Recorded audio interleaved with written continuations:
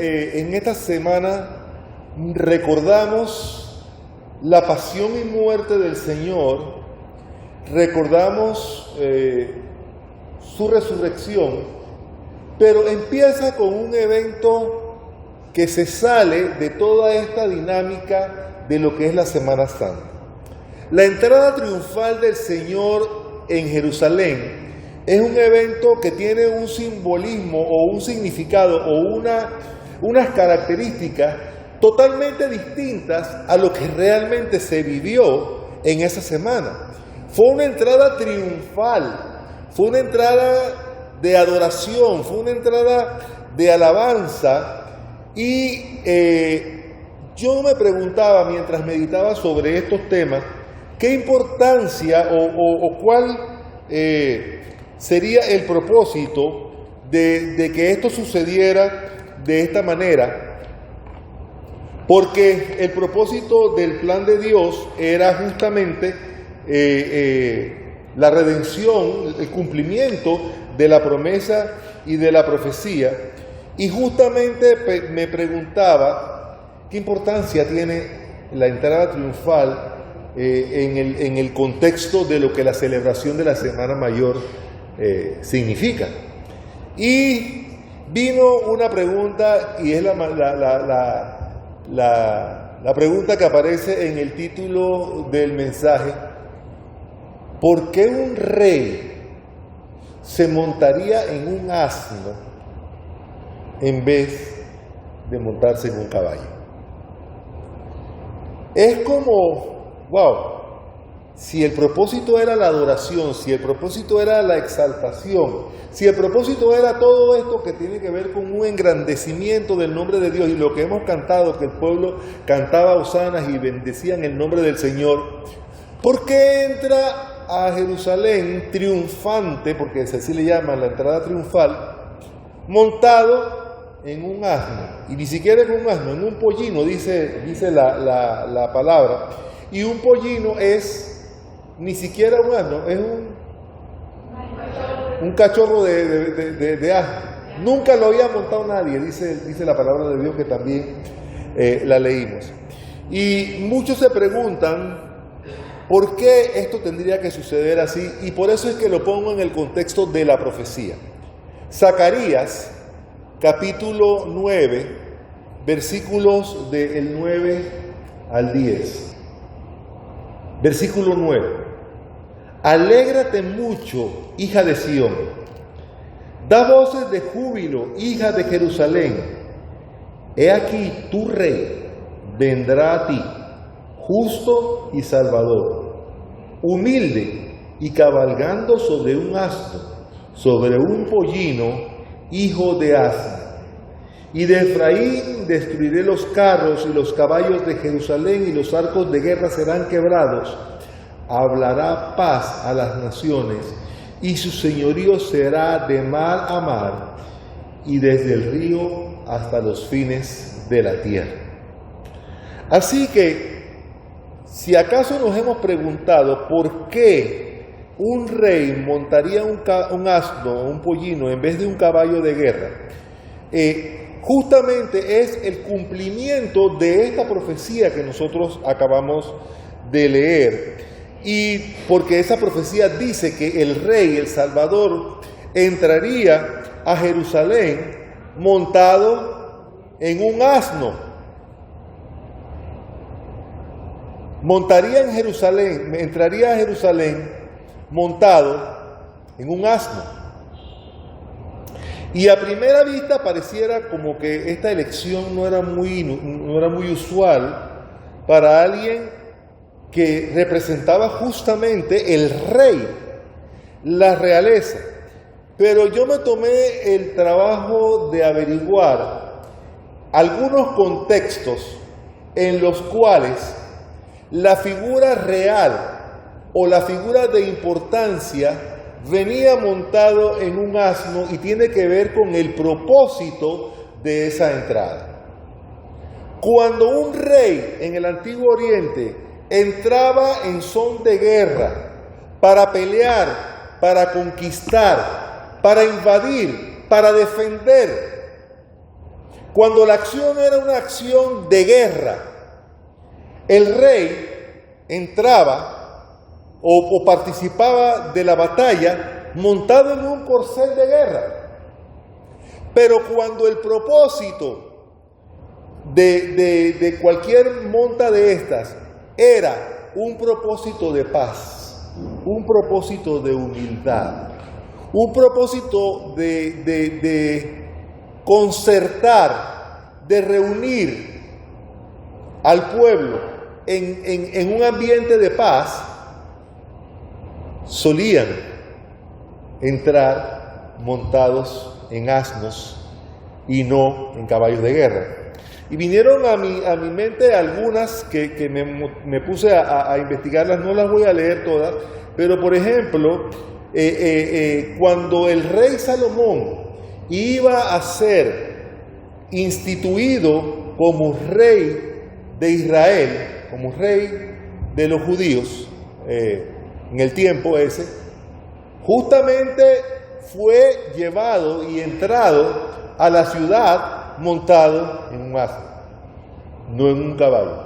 Porque ese momento no era un momento de guerra, era un momento de consolidación, era un momento de paz, era un momento de que la llegada de Salomón a ser rey venía a sentar prácticamente las bases de un estado que vivió sus tiempos justamente más gloriosos durante el reinado de Salomón. Fueron los tiempos que no hubo guerra, tanto no la hubo que Salomón tuvo la oportunidad de levantar y de construir el templo más hermoso y más glorioso que la historia del pueblo de Israel y que la ciudad de Jerusalén ha conocido, el famoso templo de Salomón. Y los que se interesen en leer esto, ahí en Reyes lo van a encontrar. Un palacio o un templo esplendoroso, con todos los lujos, con todos los metales preciosos, con todas las joyas, con las maderas más finas que se pudieron encontrar a lo largo de toda la historia. Pero también hay otras referencias de líderes que montaron asnos. El canto, por ejemplo, de Débora y Barak señala que ellos venían montados en asnos.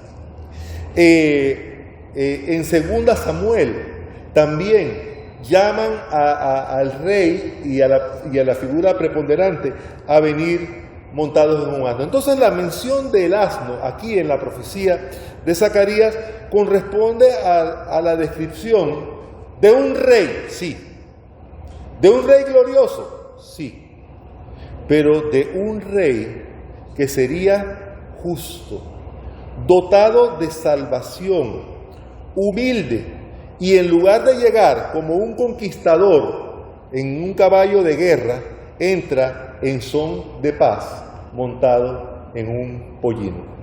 Y Zacarías resalta en este mensaje, en el versículo 10, un montón o varios asuntos que nos hablan de este mensaje pacífico, aunque empieza diciendo: destruiré el carro de Efraín y el caballo de Jerusalén y el arco de guerra será destruido. Es decir, habla de destrucción, pero habla de destrucción de símbolos que representan guerra. Es decir, los símbolos que representan guerra eran los que iban a desaparecer para que el ambiente que se generara dentro del pueblo sea un ambiente de paz, un ambiente de justicia. Y dice: Él hablará de paz a las naciones y su dominio será de mar a mar y desde el río hasta los confines de la tierra. Y entonces aquí podemos ver diferentes aspectos, como le dije, de las cosas que se iban a destruir. Y podemos observar que las cosas que son destruidas, de acuerdo con esta profecía, son justamente elementos que destruyen símbolos de guerra y los reemplazan por símbolos de paz. Dice: destruiré el carro, es decir, vendrá el fin de todas las guerras.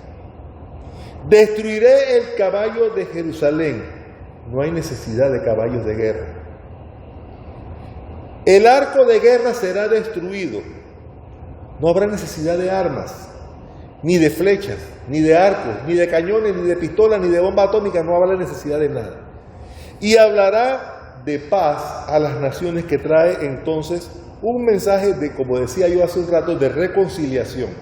Su dominio, dice, será de mar a mar. Quiere decir que el rey, que está constituido, controlará un territorio tan extenso, pero sin enemigos del cual preocuparse. Y Jesús cumple cada uno de los aspectos que esta profecía señala. Por eso es que entra en un asno en vez de entrar en un caballo de guerra.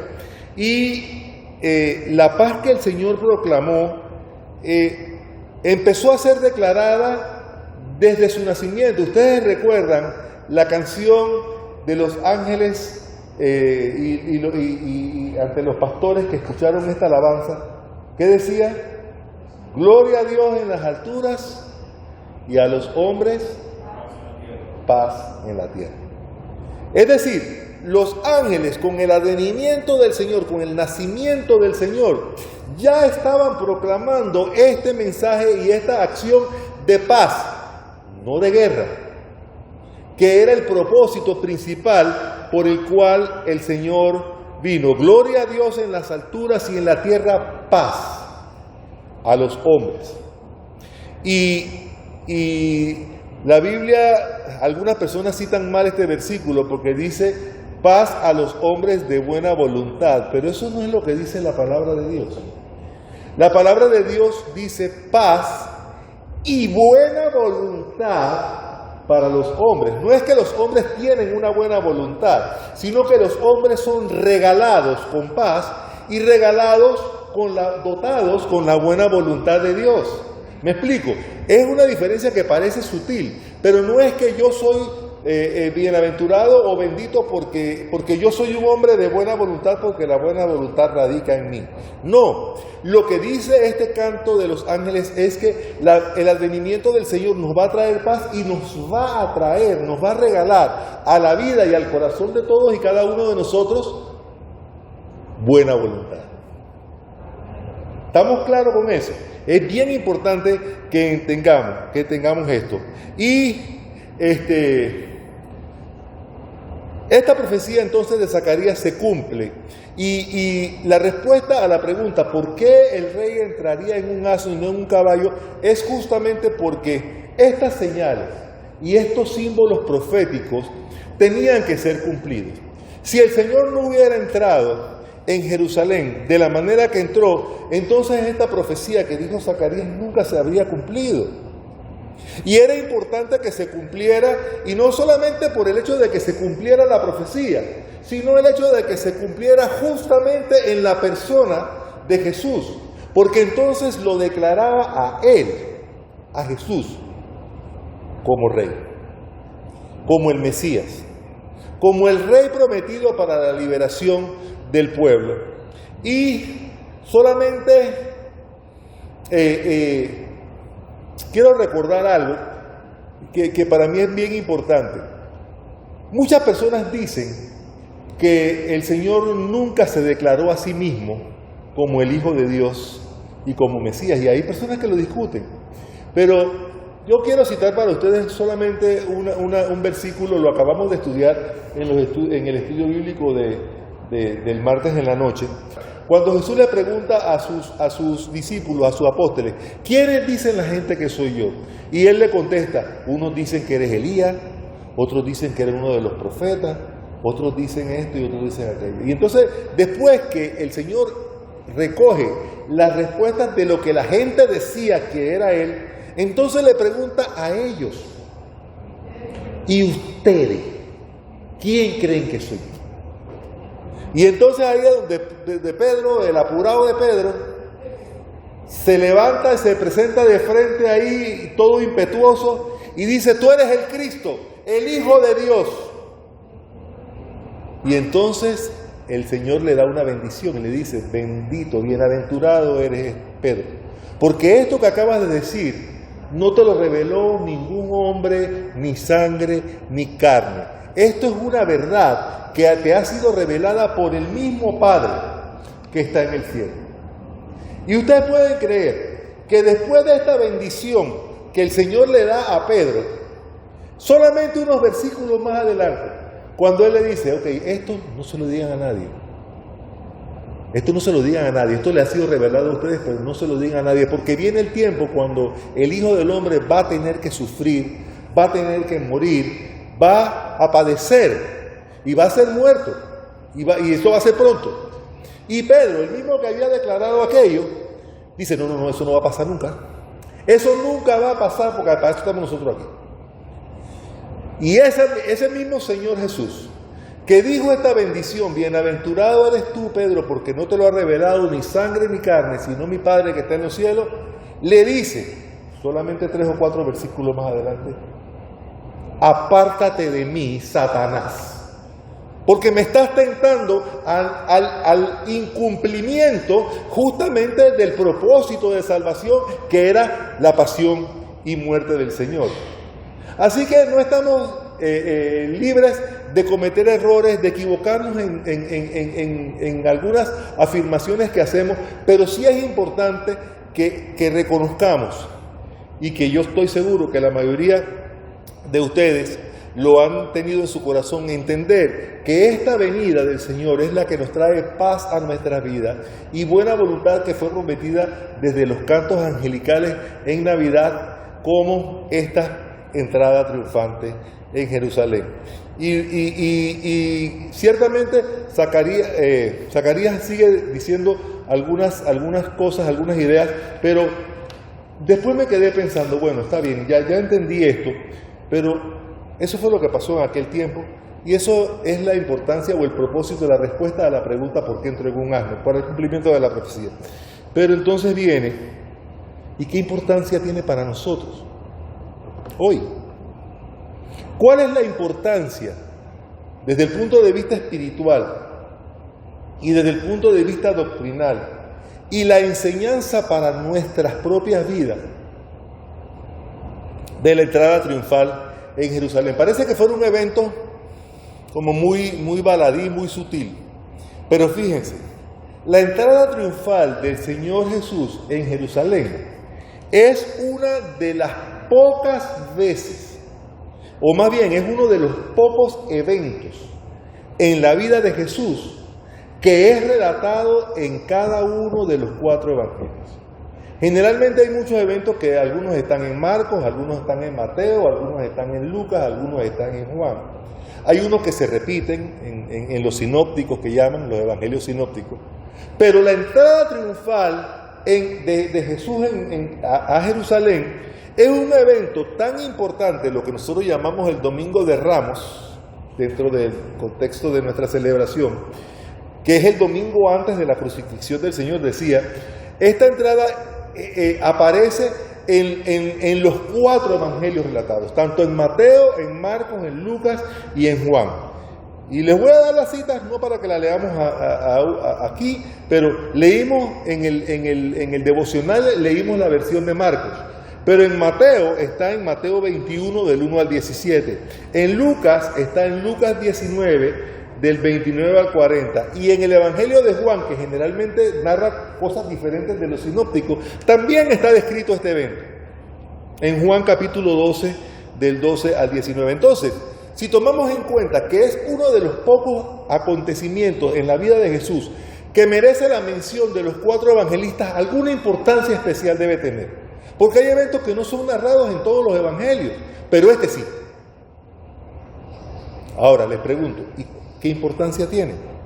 Esta historia de la entrada triunfal es un evento, te decía, que son de los pocos que son narrados, pero si nosotros hacemos un compendio o una recapitulación de los 4 relatos, es evidente que esta entrada triunfal del Señor en Jerusalén es un acontecimiento importante.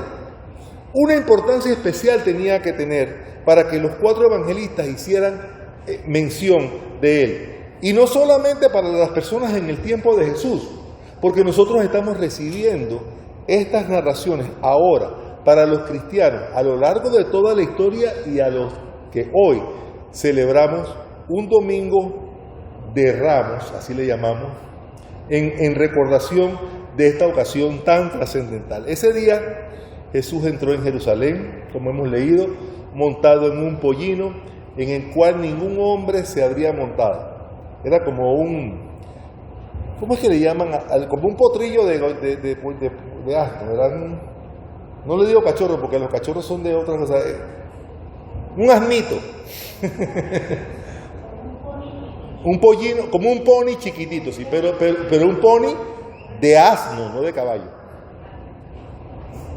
Y los discípulos, cuando ese evento sucedió, extendieron sus mantos sobre el asno para que Jesús se sentara. Las multitudes salieron a darle la bienvenida, tendían sus mantos, dice la descripción de la palabra, y batían ramas de árboles y de palmeras a la pasada, los aplaudían, le adoraron como el Rey que viene en el nombre del Señor. Fíjense que lo cantamos, bendito el que viene en el nombre del Señor, cuando decían Hosana.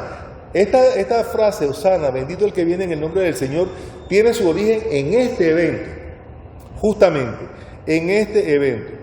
Y lo aplaudían y lo adoraban, justamente como el Rey que viene en el nombre del Señor.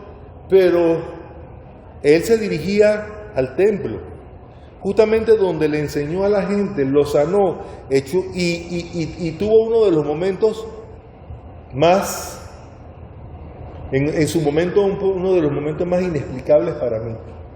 El Señor se enojó entrando en Jerusalén cuando llega a las escalinatas del templo y se encuentra con los mercaderes y con los cambistas y los echa fuera y vira las mesas y bueno, se salió de control, decía yo. Pero todo esto, claro, que tenía un propósito cuando él le llama, los advierte, y mientras volteaba la cabeza le dice: ustedes han convertido la casa de mi padre en cueva de ladrones. ¡Qué fuerte! Es un momento que les repito, hubo un tiempo en el desarrollo y en el estudio que yo he tenido a lo largo de mi vida de la palabra, uno de los episodios que me ha costado más trabajo entender, porque el Señor siempre actuó, inclusive entre los pecadores más viles, ante los pecadores de grandes ligas, como le digo yo, los pecadores de grandes ligas. Él siempre se mostró amoroso, reconciliador, perdonador. ¿Sí? ¿Están conmigo? Pero a estos que ofendían la casa del Señor, la casa del Padre, no los trató con ninguna delicadeza y prácticamente con ninguna compasión, los echó fuera. Los apaleó, le viró las mesas y le dijo: ladrones, ustedes han convertido la casa de mi padre en cueva de ladrones. Y esto me hace pensar en algo especial dentro del ministerio y de la vida de la iglesia.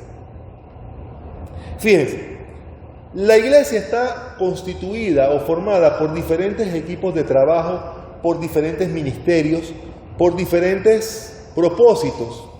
La escuela dominical, que tiene que ver con enseñanza cristiana, el discipulado, que tiene que ver con la preparación, el evangelismo, que tiene que ver con la predicación de la palabra de Dios, el servicio, que tiene que ver con la obra que hacemos alrededor de nosotros, la mayordomía, que tiene que ver con la administración de los bienes. Todos estos son aspectos de la iglesia. Pero hay un aspecto o un ministerio, y a lo mejor va a sonar un poco raro que yo, un ministro de música, de adoración, haga énfasis en esto, pero lo hago porque lo siento en mi corazón. Todos estos ministerios que yo acabo de mencionar, que son parte de la vida de la iglesia, han tenido un comienzo y un fin, un propósito específico. Pero va a llegar el momento que no va a haber necesidad de escuela dominical, ni de educación cristiana, porque cuando estemos en el cielo ya no vamos a tener necesidad de nada. No tenemos necesidad de practicar el servicio porque dice que vamos a transitar por calles de oro donde no hará falta ni siquiera la luz del sol. El servicio, ya todos vamos a estar satisfechos, no necesitamos servirnos los unos a los otros, nos vamos a amar en fraternidad, pero no vamos a tener la necesidad de cumplir con un propósito de servicio. todos los ministerios de la iglesia van a acabar. El único que viene desde el principio en la eternidad hasta el fin de la eternidad es justamente la adoración. Porque nosotros nunca vamos a dejar de adorar el nombre de Dios. Y los principales problemas, las crisis, las catástrofes, los incidentes más terribles en la humanidad se refieren al tema adoración. Fíjense que desde Génesis dice ¿qué dice el primer versículo de Génesis? En el principio creó Dios los cielos y la tierra. Ese es el primer versículo.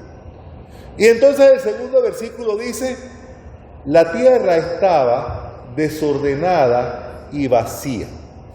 Entonces yo me quedé pensando, ¿qué significa esto? Que el Señor creó los cielos y la tierra desordenados y vacíos. Porque eso es lo que dice. En el principio creó Dios los cielos y la tierra estaba desordenada y vacía. Y es que eso no fue lo que pasó.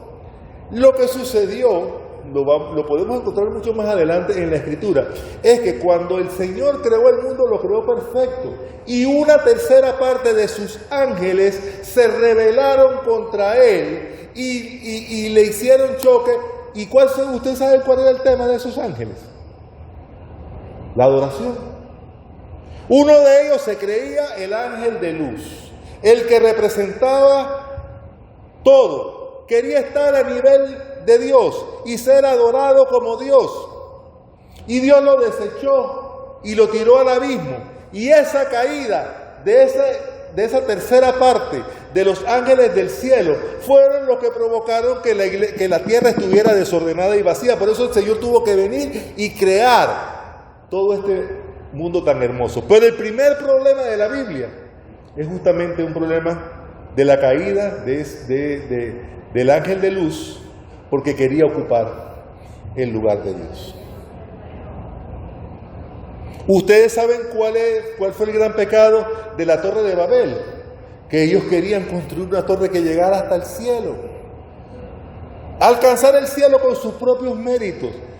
Otro problema que se refiere a la adoración. La desobediencia de Sodoma y Gomorra tenía que ver con el reconocimiento de Dios. Imagínense que cuando estaba Lot viviendo ahí en Sodoma y Gomorra, que recibió la visita de los ángeles, los ciudadanos de Sodoma y Gomorra querían abusar sexualmente de los ángeles que estaban visitando a Lot. Y nos podemos ir a lo largo de la historia y vamos a ver que la mayoría de los grandes problemas, no estoy hablando de los grandes pecados, porque hay muchos pecados, pero los grandes problemas y las grandes crisis que tienen que ver con nuestra fe, tienen que ver directamente con el tema adoración. ¿Cuál fue la tentación de Satanás al Señor en el desierto? Todas tenían que ver con adoración. Él quería ocupar el lugar de Dios y que Cristo reconociera, que el Señor Jesús reconociera a la figura de Satanás como el rey, como el Dios, que era justamente, como les acabo de referir, la ocasión. Ese ha sido siempre el propósito del diablo. Desde la caída de los ángeles en el cielo hasta la fecha, él lo que quiere es ocupar el lugar de Dios. Entonces, cuidado. La adoración no es un relleno. Ahora vamos a cantar un corito para hacer tiempo. O ahora vamos a ocupar. No. Es el principal. Y todo lo que hacemos en cuanto a los ministerios de la iglesia que nosotros desarrollamos, todo tiene que ver con la adoración. Fíjense lo que dice este versículo. Si comen o beben o hacen cualquier cosa, háganlo todo para la gloria de Dios. Si enseñamos en la escuela dominical, lo hacemos para la gloria de Dios. Si servimos en el ministerio de comunión, si servimos en el ministerio de servicio, si manejamos el busito, si manejamos el equipo de sonido, si venimos a la iglesia a participar del culto, todo lo que hacemos, todo los bienes que administramos, refiriéndonos al tema mayordomía. Dígame, cualquier otro, la administración de la iglesia, la reparación, la limpieza del templo, todo nuestro trabajo, todos los ministerios que la iglesia de hoy practica, ya sea que sean presentes y que en el futuro acabarán o que empezaron cuando sea que hayan empezado, todo lo que hacemos, hermanos, todo se hace para la gloria de Dios. Y muchos hermanos, cuando a veces yo estoy o predico o cuando toco el piano o cuando hago alguna función que evidentemente se muestra delante de ustedes, se acercan a mí y me dicen: hermano Willy, gracias, un culto precioso, la predicación muy buena, la música muy buena. Y yo siempre les digo, todo se hace para la gloria de Dios, porque a mí no me corresponde recibir absolutamente ningún reconocimiento. Me gusta recibirlo porque es una reacción normal, pero lejos está de mí y lejos esté de cada uno de ustedes recibir reconocimiento, gloria y honra por cualquier cosa que hagan en la iglesia. Hermanos, todo lo que hagan, háganlo para la gloria de Dios. Y justamente el propósito de Jesús para desplazarse a Jerusalén y hacer pública la declaración de que Él era el Mesías, de que era el Rey de Israel, y era justamente en cumplimiento de esta profecía que acabábamos de leer en Zacarías. Y desafortunadamente, ese pueblo que derramó o que gritó: bendito el que viene en el nombre del Señor, muchos de ellos quizás fueron los que en la semana siguiente gritaron: crucificado. La alabanza que el pueblo derramó sobre Jesús no fue porque reconocieron que Él era el Salvador, que Él iba a redimirlos de su pecado, que Él venía a un reinado espiritual. Ellos le dieron la bienvenida como resultado de su deseo personal, único, individual, de tener un libertador como era descrito en el Antiguo Testamento, que sería el Mesías, alguien que los llevaría a una guerra, a una rebelión, a la liberación justamente del imperio que los tenía sometidos en el momento que el Señor llegó, que era el imperio romano. Y yo estoy seguro que hubo muchos que, a pesar de no creer en Cristo como Salvador, solamente venían aplaudiéndolo porque acababan de escuchar: este maestro resucitó a Lázaro la semana pasada. La resurrección de Lázaro fue una semana antes de esto. Este maestro sanó enfermos, los cojos anduvieron, los mudos hablaron, los sordos oyeron, los enfermos sanaron, los ciegos vieron, los endemoniados fueron liberados. Y todo este testimonio de grandeza, porque este testimonio era un testimonio público, personas eran alimentadas. Y fíjate que el Señor tuvo compasión de ellas, pero estaba cansado. ¿Tú sabes por qué el Señor estaba cansado y de pronto se dio la vuelta y tenía que descansar? Porque Él declaró: mucha de esta gente que me está siguiendo aquí en medio de la predicación, están aquí por los panes y por los peces. Así lo declaró el mismo Señor. Y Él lo sabía. No dejó de hacerlo, siguió alimentándolos, pero Él sabía que los que estaban para recibir la palabra de salvación, la palabra especial de Él, no era esa multitud. Eran algunos de ellos que en realidad lo creyeron, porque muchos de ellos estaban ahí por los panes y por los peces. Y muchos de los que gritaron: Hosana, bendito el que viene en el nombre del Señor, nunca pensaron que Él era el Salvador del mundo, el Redentor de los pecados, el Mesías prometido conforme a la voluntad de Dios y no conforme al criterio que ellos tenían. Ellos pensaron que Jesús era un libertador temporal, por eso es que lo aplaudieron y le dijeron Hosana, reconociéndolo como el Hijo de David, el que viene en el nombre del Señor. Pero cuando no se cumplieron sus expectativas, cuando el Señor empezó a ser perseguido, cuando no se cumplieron, cuando Él dejó, por de alguna manera decirlo, de liderarlos en una rebelión contra el gobierno o contra aquellos que los estaban ocupando como el Imperio Romano, esa misma muchedumbre se puso en contra de Él. Y quizás en pocos días, dije yo, esos mismos que gritaron Hosana, estaban gritando crucificar. Los que lo aplaudieron como un gran héroe, los que batieron sus palmas, muy pronto, y estoy hablando de días después, lo abandonarían y lo rechazarían. Así que esta historia de la entrada triunfal de Jesús en Jerusalén está llena de muchos contrastes. Y estos contrastes vienen a tener como una aplicación en la vida de nosotros los creyentes.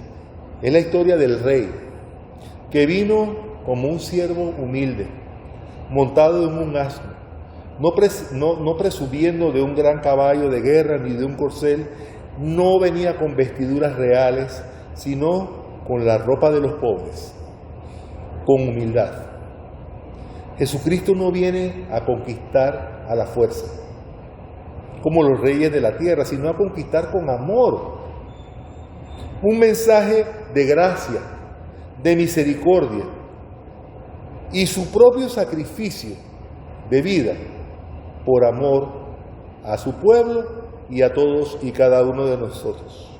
El reino del Señor no es un ejército de guerra, es un ejército de humildad, es un ejército de servicio. El Señor no viene a conquistar las naciones para gobernarlas. Él viene a presentarnos su mensaje a la mente y al corazón de cada uno de nosotros. Ya les dije, su mensaje es de paz.